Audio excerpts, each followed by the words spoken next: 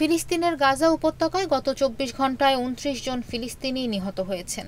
নিহতদের মধ্যে ৫ জন সাংবাদিক রয়েছেন।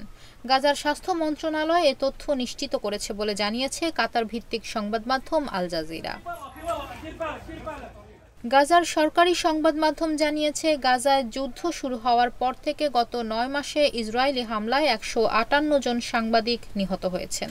ইসরায়েলি বাহিনীর অপরাধ যাতে প্রকাশ না পায়, এজন্য ফিলিস্তিনি সাংবাদিকদের লক্ষ্য করে হামলা চালাচ্ছে ইহুদি সেনারা।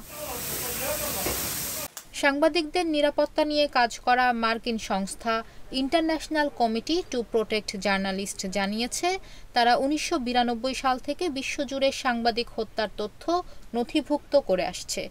ওই সময় থেকে এখন পর্যন্ত পৃথিবীতে যত সংঘাত হয়েছে, তার মধ্যে গাজার যুদ্ধ হচ্ছে সাংবাদিকদের জন্য সবচেয়ে রক্তক্ষয়ী। এছাড়া ওয়াশিংটন ভিত্তিক সংস্থা ইন্টারন্যাশনাল সেন্টার ফর জার্নালিস্ট গত ফেব্রুয়ারিতে জানিয়েছে, গত ৩০ বছরের মধ্যে সাংবাদিকরা সবচেয়ে বেশি সহিংসতার শিকার হয়েছেন চলমান ইসরায়েল-হামাস যুদ্ধে। সংস্থাটি সাংবাদিক হত্যা বন্ধে ইসরায়েলের প্রতি আহ্বান জানিয়েছে। গাজায় ইসরায়েলের হামলায় এখন পর্যন্ত ৩৭,৯৫৩ জন ফিলিস্তিনির মৃত্যুর খবর জানিয়েছে হামাস নিয়ন্ত্রিত স্বাস্থ্য মন্ত্রণালয়। ধারণা করা হচ্ছে, জিম্মিদের মধ্যে এখনও ১১৬ জন হামাসের কাছে বন্দী।